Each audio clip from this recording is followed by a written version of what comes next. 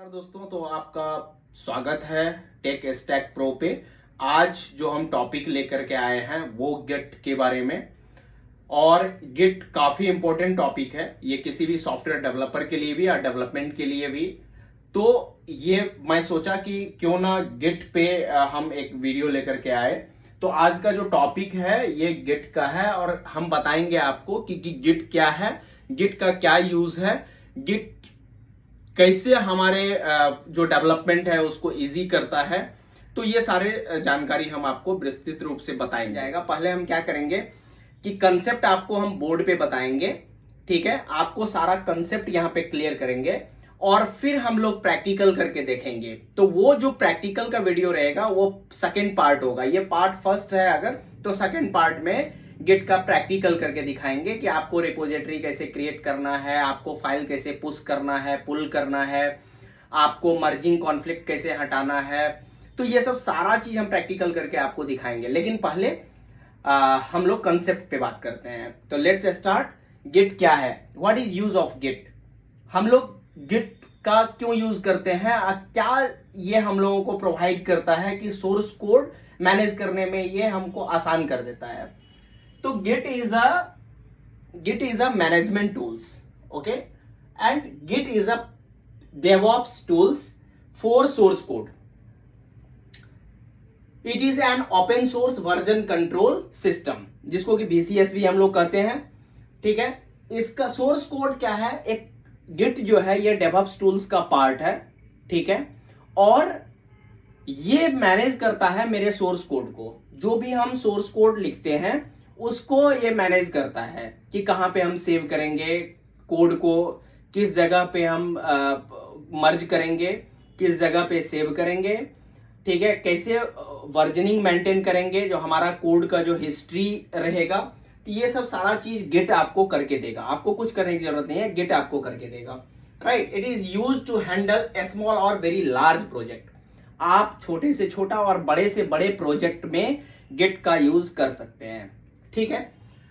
It is use to tracking changes in the source code. Source code का ये पूरा का पूरा ट्रैक करता है कि कौन चेंज किया, कहां से चेंज हुआ, कब चेंज हुआ, ठीक है। तो ये सारा ट्रैकिंग करके आपको प्रोवाइड करेगा हिस्ट्री, ओके। तो पहले हम बात करते हैं कि गिट का ऐसा यूज क्या था, क्यों मतलब गिट आया, क्या चैलेंजेस हम लोग फेस करते थे।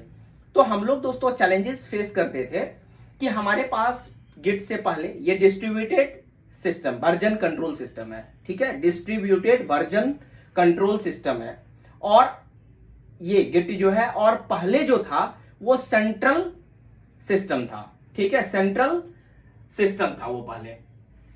तो अब सेंट्रल सर्वर और डिस्ट्रीब्यूटेड सर्वर, ये दोनों में क्या डिफरेंस है, ठीक है।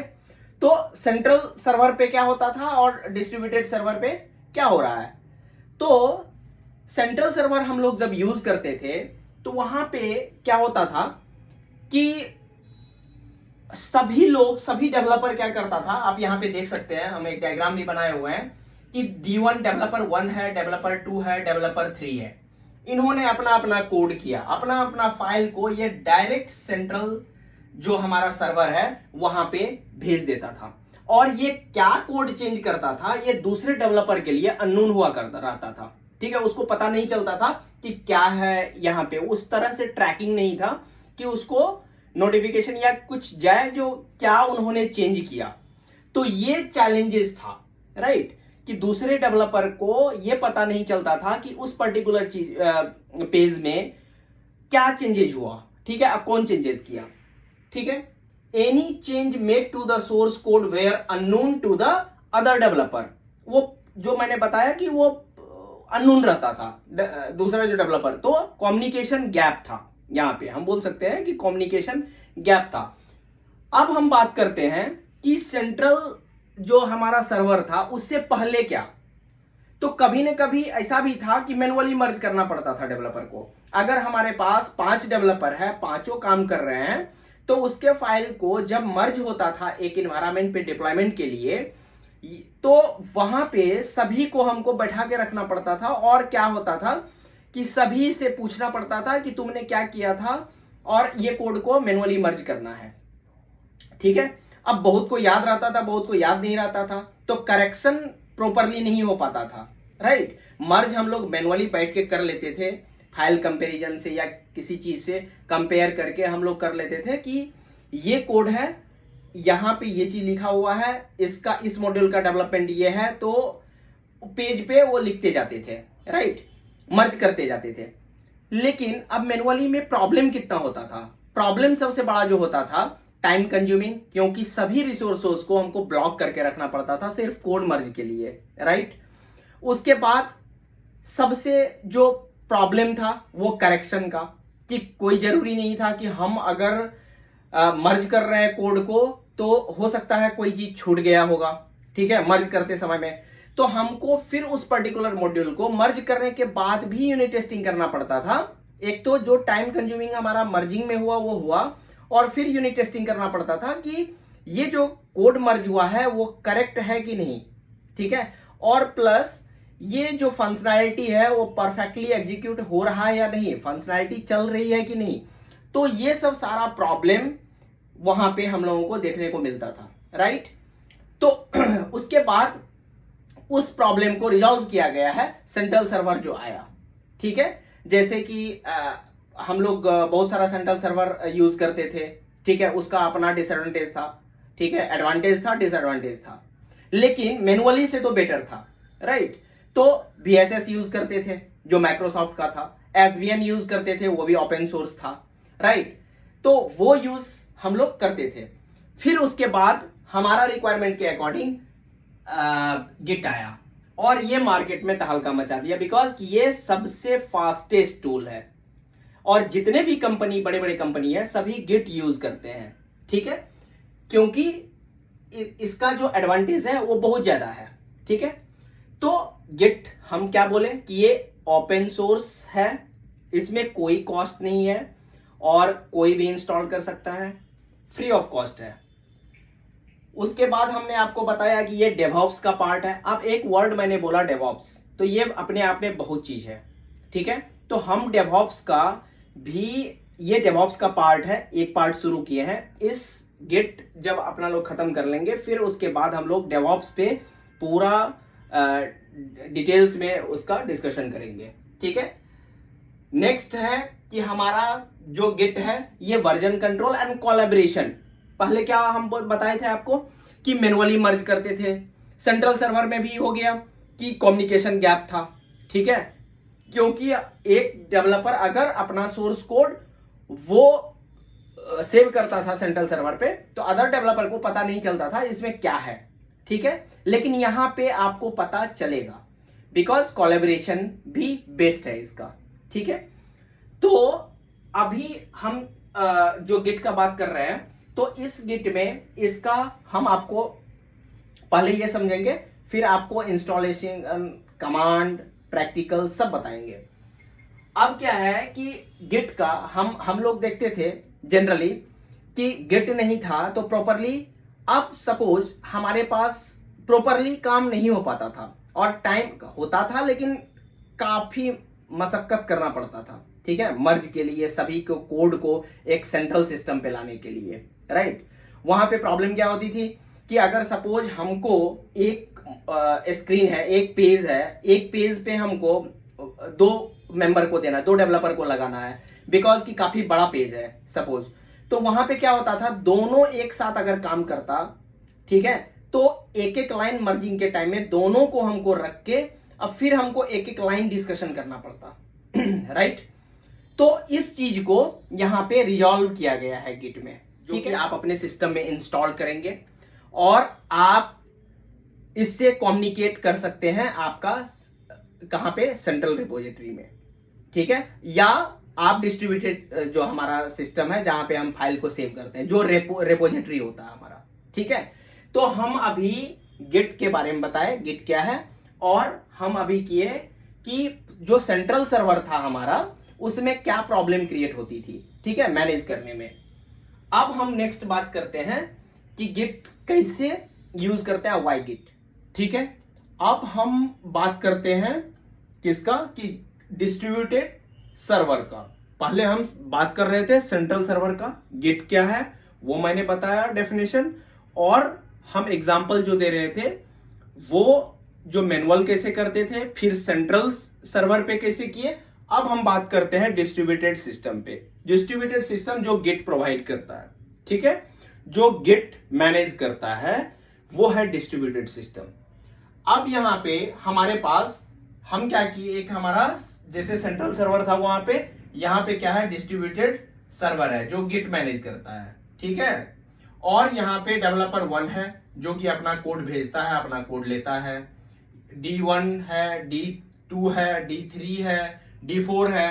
तो ये कोड को पुश करता है, कोड को पुल करता है। पुश और पुल मैं बताऊंगा, मतलब कोड को वहां पे सेव करता है और वहां से अपडेटेड कोड अपने लोकल सिस्टम पे लेता है, ठीक है। तो ये डिस्ट्रीब्यूटेड सिस्टम मैनेज करता है कौन, गिट। अब बात आती है जो गिट कैसे एक डेवलपर, अब मैं एग्जांपल देता हूं आपको कि होता क्या है जब हम प्रोग्रामिंग शुरू करते हैं, मतलब कोई भी प्रोजेक्ट शुरू करते हैं, कोई भी प्रोजेक्ट शुरू करने से उसका अपना लाइफ साइकिल है, राइट। वहां पे अपना उसका डिसीजन है। जो कस्टमर कभी कभी क्या होता है कि आपको ही बोलेगा कि आपका टेक्नोलॉजी आप डिसाइड कर लो, हमारा रिक्वायरमेंट ये है। कभी कभी आपको बोलेगा कि नहीं मेरा ये टेक्नोलॉजी रहेगा, ठीक है। तो सॉल्यूशन आर्किटेक्ट का यहां पे पिक्चर में आता है सॉल्यूशन आर्किटेक्ट, ठीक है। जब हम लोग प्रोजेक्ट स्टार्ट करते हैं तो हम लोग लाइफ साइकिल का डिस्कशन नहीं करते, हो चुका है। सपोज कि हमारा टेक्नोलॉजी भी डिसाइड हो गया है और हमारा जो है मतलब रिक्वायरमेंट भी फ्रीज हो चुका है, रिक्वायरमेंट भी क्लियर है, ठीक है। अब क्या कर रहे हैं कि हम क्या करेंगे, स्टार्ट डेवलपर क्या करेगा, तो कोडिंग, ठीक है। तो कहां पे कोडिंग करेगा, तो यहां पे पिक्चर में आता है सॉल्यूशन आर्किटेक्ट। सॉल्यूशन आर्किटेक्ट का काम रहता है कि वो जो रिक्वायरमेंट है उस रिक्वायरमेंट के अकॉर्डिंग, उस टेक्नोलॉजी के अकॉर्डिंग वो क्या करेगा, एक सॉल्यूशन का आर्किटेक्चर, एक सॉल्यूशन बनाएगा, एक आर्किटेक्चर बनाएगा, राइट।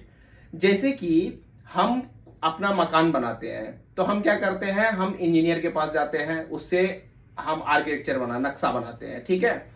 अब वो नक्शा, वो डिजाइन तैयार करता है, हम उसका रिक्वायरमेंट अपना उसको समझाते हैं, अब वो उस रिक्वायरमेंट के अकॉर्डिंग वो डिजाइन करता है। फिर वो डिजाइन करने के बाद हम क्या करते हैं कि हम जो हमारा मकान बनाने वाला मिस्त्री है, राजमिस्त्री है, उसके पास पहुंचते हैं और उसको बोलते हैं कि ये मेरा आर्किटेक्चर है, ये मेरा डिजाइन है, ऐसा आपको बनाना है, राइट। अब क्या होती है कि वैसे ही सॉल्यूशन आर्किटेक्ट क्या करता है कि सॉल्यूशन आर्किटेक्ट का काम है कि वो आपको एक आर्किटेक्चर जो डिसाइड हुआ है वो आर्किटेक्चर डेवलप करके देगा, प्लस कॉमन फंक्शनैलिटी देगा। आपका बिजनेस लॉजिक आपको कहां लिखना है, आपको जैसे हम एमबीसी का यानी कि एग्जांपल लेते हैं तो एक आर्किटेक्चर है, ठीक है। तो वहां पे डिसाइडेड हो गया सपोज कि एमबीसी आर्किटेक्चर पे हमको डेवलप करना है प्रोजेक्ट, तो मॉडल व्यू कंट्रोलर है, राइट। तो वहां पे जो सॉल्यूशन आर्किटेक्ट होगा वो क्या करेगा, एक सैंपल कोड बनाएगा जो कि अपना मॉडल बनाएगा, अपना वो कंट्रोलर बनाएगा, अपना व्यू बनाएगा, ठीक है। ये फिर कॉमन फंक्शनैलिटी जो है वो बनाएगा। कॉमन सॉल्यूशन आर्किटेक्ट क्या करेगा, एक आपको पूरा का पूरा सॉल्यूशंस मतलब एक आर्किटेक्चर बना के देगा। अब वो आर्किटेक्चर आपका क्या करेगा, एक सैंपल यहां पे रिपोजिटरी पे आपको रख देगा, ठीक है, रिपोजिटरी पे रख देगा। जहां से आप क्या करोगे, उस सेंट्रल जो रिपोजिटरी है वहां से आप कोड को क्लोन करोगे। ये भी आपके लिए न्यू होगा तो मैं बताऊंगा आगे क्लोन क्या होता है। आप रिपोजिटरी को क्लोन करोगे अपने लोकल सिस्टम पे, ठीक है। उस पर्टिकुलर प्रोग्राम में आप अपना कोडिंग स्टार्ट करोगे। लेकिन कोडिंग स्टार्ट करोगे तो कोड को मैनेज कैसे करोगे, कोड को आप कहां पे रखोगे, आप अपना लोकल सिस्टम पे तो नहीं रखोगे हमेशा, क्योंकि आपका अगर प्रोग्रामिंग डन हो जाएगा, आपका अगर वो पर्टिकुलर मॉड्यूल का डेवलपमेंट डन कर लोगे तो उसका फिर टेस्टिंग भी होना है, फिर उसको प्रोडक्शन पे भी जाना है कभी न कभी। तो आप उस सोर्स कोड को कैसे मैनेज करोगे, तो एक जो डिसएडवांटेज था उस मैनेजमेंट में जो मैनुअल करते थे। दूसरा, हम लोग क्या करते थे, सेंट्रल सर्वर यूज करते थे, अभी अब गिट जो है ये आपका लाइफ को इजी कर देगा। ठीक है, ये जो डेवऑप्स टूल्स है ये आपके लाइफ को इजी कर देगा। कौन? गिट। गिट क्या कहेगा कि तुम अपना प्रोग्रामिंग करो, तुम कोडिंग लिखो और कोड मैनेजमेंट का सारा टेंशन मेरा। राइट। तो अब क्या करेगा आपको गिट, आप क्या करोगे वहां पे? तो सिंपल ब्रांच क्रिएट करोगे। राइट। ब्रांच क्या होता है? तो एक ब्रांच होता है जो आप एक इन्वायरमेंट अपने लोकली एक क्रिएट करते हो। ठीक है, अपने नाम से एक बॉक्स क्रिएट करते हो। राइट, जिसमें कि आपको उसी में वो एक्सेसिबल दूसरे को नहीं होगा जब तक वो चेकिंग चेकआउट नहीं करेगा। तो उस पर्टिकुलर बॉक्स में, वो उस एरिया में आप ये बोल सकते हो कि आप अपना कोड करोगे, और वो पर्टिकुलर एरिया में जो आप कोड किया उसको आप हमेशा कहां पुश करते रहोगे? जब डन होते जाएगा तो आपका कोड पुश हो जाएगा सेंट्रल में। ठीक है, सेंट्रल जो हमारा सर्वर है वहां पे। ठीक है, तो इसका एडवांटेज क्या हुआ कि आपका लोकली जो आपने कोड किया, अगर आपका सिस्टम क्रैश भी हो गया या आपसे कभी रॉन्गली डिलीट भी हो गया फाइल, तो आपको टेंशन लेने की जरूरत नहीं है, बिकॉज कि आपने अपना सारा कोड पुश कर दिया, सेव कर दिया सेंट्रल सर्वर पे, तो आपका सारा कोड वहां पे है।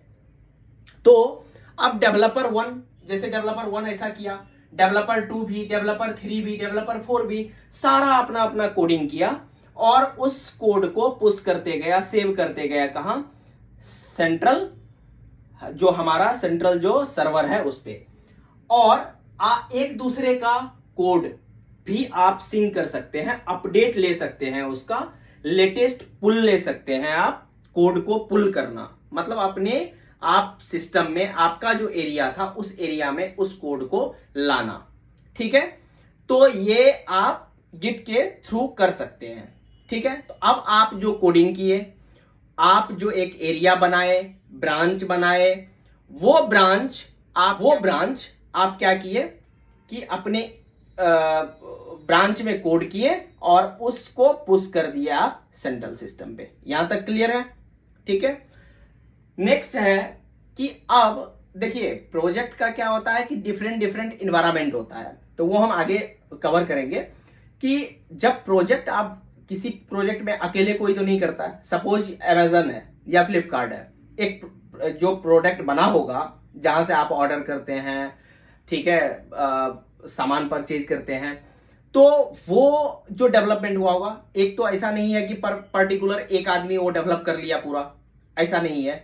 वहां पे multiple developer, multiple software engineer वहां पे काम किया होगा।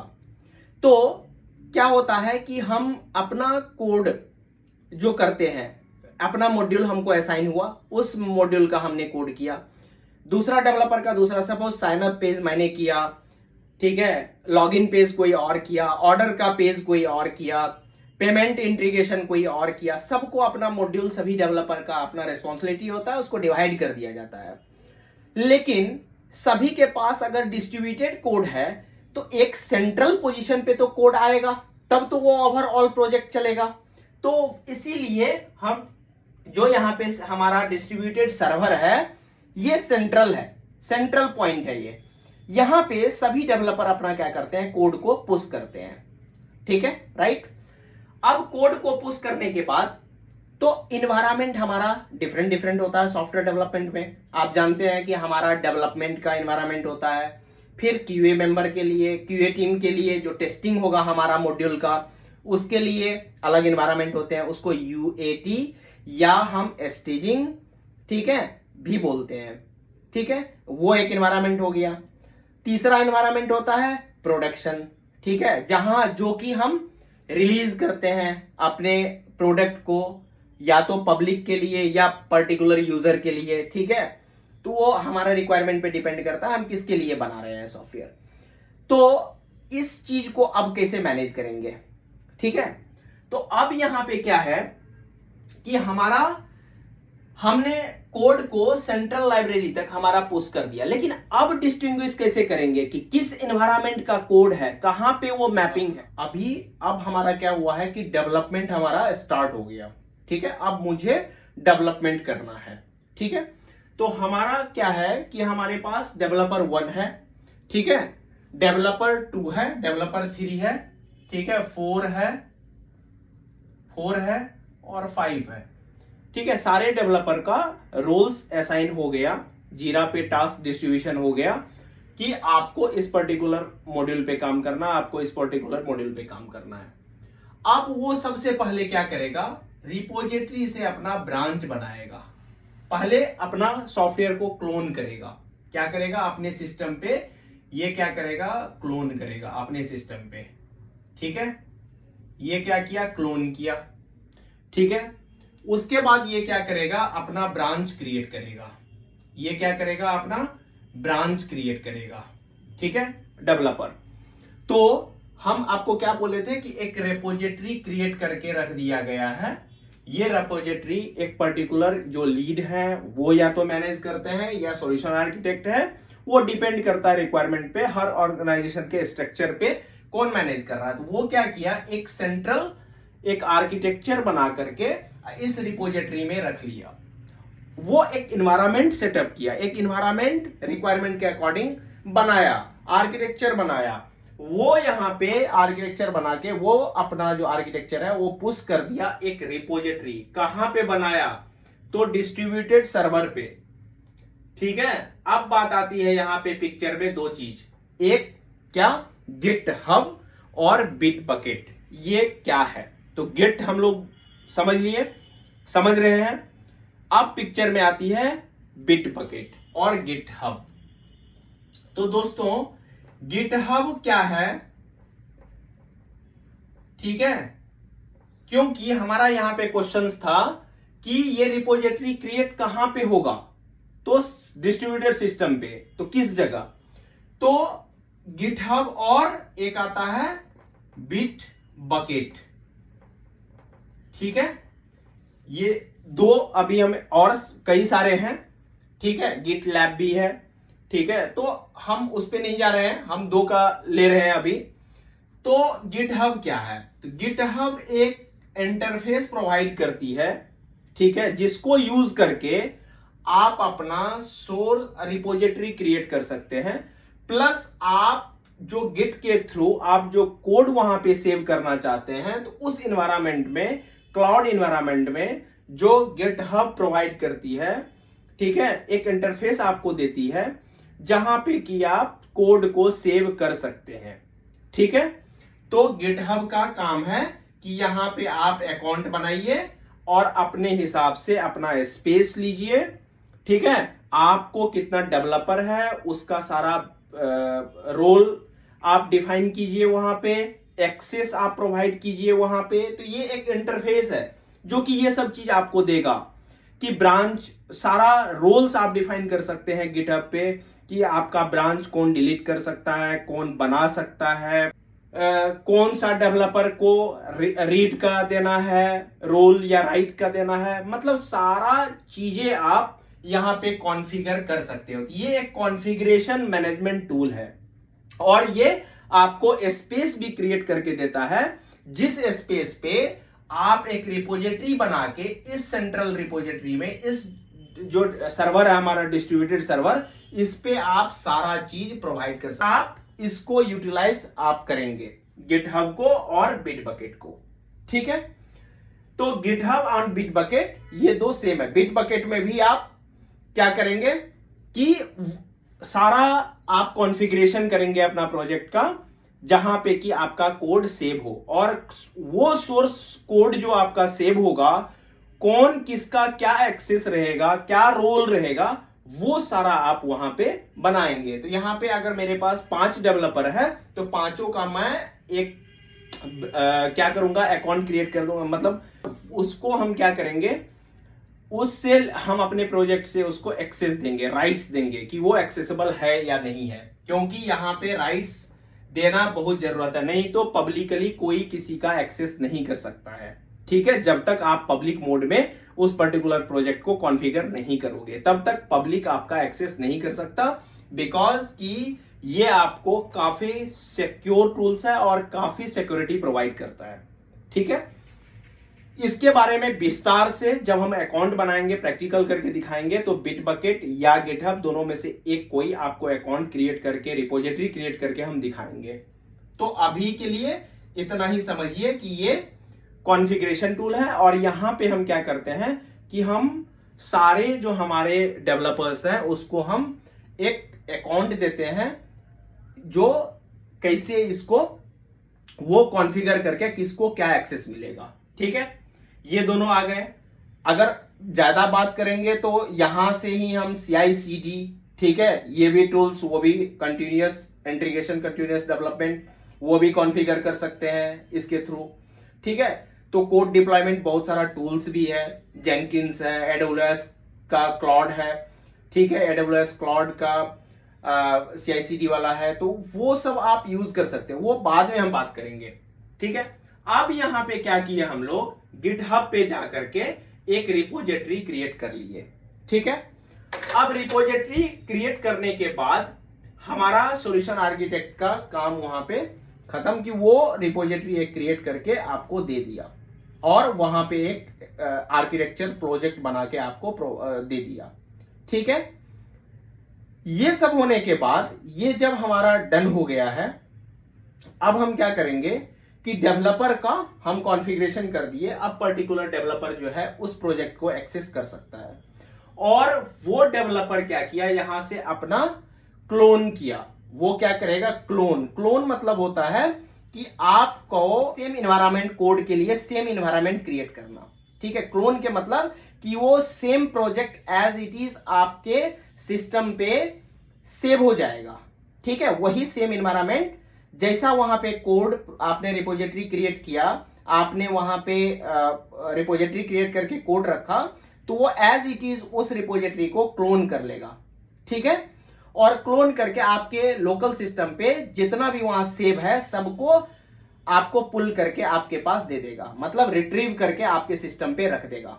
अब क्या करना है, उसी फोल्डर में, उसी रिपोजिटरी में आपको लोकली क्या करना है, प्रोग्राम करना है, कोड लिखना है। ठीक है, क्लोन कर लिए। अब मेरा सारा डेवलपर क्या किया, अभी तक क्लोन कर लिया है। अब बात आती है जो पर्टिकुलर .NET में है, तो वो .NET इन्वायरमेंट ओपन करेगा और कोड को ओपन करेगा उसी फोल्डर से जहां से आप क्लोन किए थे।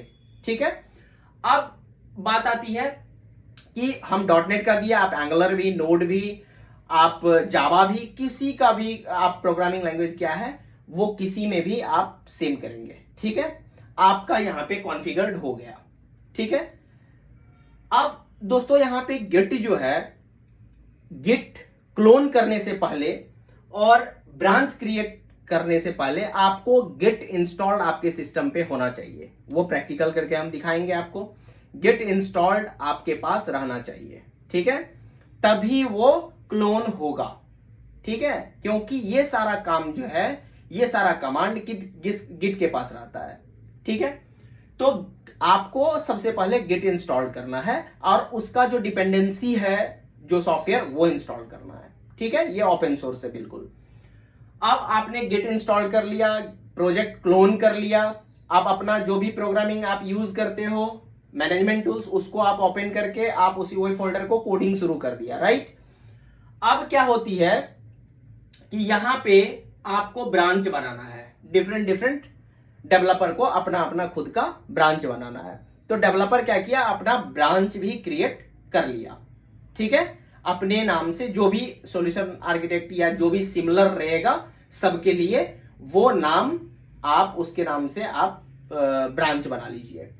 जब आप ब्रांच बना लिए तो आपको क्या करना है, फिर अब जैसे D1 अपना ब्रांच बना लिया, D2, D3, ये अपने अपने सपोज ब्रांच का नाम है, D1 के नाम से बना लिया, D2 के नाम से बना लिया, एक एग्जांपल दे रहे हैं। अब आप कोड करोगे और पुश करोगे। अब पुश के लिए आपका जो सॉल्यूशन आर्किटेक्ट है, जो इसको बनाया होगा, जो डिजाइन किया होगा, उसका रहेगा कि आपको डिफरेंट इन्वायरमेंट में ही आपको ले जाना है। कैसे, तो ये जो रिपोजिटरी है, यहां पे आपको मल्टीपल ब्रांचेस रहेगा। वैसे स्टैंडर्ड जो है 3 लेके चलते हैं हम। ठीक है, एक हमारा क्या होगा कि डेव ब्रांच रहेगा, डेवलपमेंट ब्रांच, डेव ब्रांच रहेगा, दूसरा यूएटी ब्रांच रहेगा जिसको स्टेजिंग भी बोलते हैं, और तीसरा रहेगा प्रोडक्शन ब्रांच। ठीक है, अब हम 3 ब्रांच यहां पे क्रिएट कर लिए, पी, एस और तीसरा था डी, मतलब प्रोडक्शन, स्टेज और डेव। ठीक है, कुछ भी आप नाम रख सकते हैं, कुछ भी नहीं, जो मतलब उनका सॉल्यूशन आर्किटेक्ट का डिसीजन होगा उसके अकॉर्डिंग। ठीक है, और आप नहीं करेंगे, ये कोई डेवलपर नहीं कर सकता, उसका राइट्स, मेन ब्रांच का राइट्स नहीं रहता है। गिट जो है बाय डिफॉल्ट, गिटहब जो है प्रोडक्शन ब्रांच को मेन ब्रांच क्रिएट करके देगा, एक मेन ब्रांच क्रिएट करके देगा, उसी ब्रांच से आपको क्लोन करके अदर ब्रांच आपके रिक्वायरमेंट के हिसाब से रहना चाहिए। बिकॉज कि बहुत लोग क्या करते हैं, डेवलपमेंट स्टेजिंग के बाद भी एक प्री प्रोडक्शन का ब्रांच बनाते हैं, उसके एक सर्वर रखते हैं प्री प्रोडक्शन का जो बिजनेस टेस्ट करेगा, फिर प्रोडक्शन पे जाता है।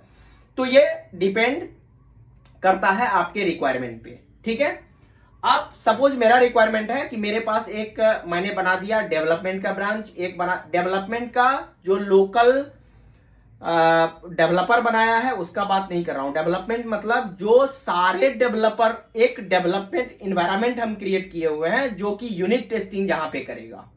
ठीक है, तो वहां पे सारे डेवलपर का कोड रहेगा, तो वो डेव ब्रांच का मैं बोल रहा हूं। दूसरा मैं ब्रांच क्या बनाऊंगा, स्टेजिंग या यूएटी। ठीक है, तीसरा प्रोडक्शन, मैं 3 ब्रांच बनाऊंगा। इसके अलावा सिर्फ डेवलपर का अपना ब्रांच रहेगा। ठीक है, अब यहां पे हम क्या किए, तीनों ब्रांच हमने क्रिएट कर दिया।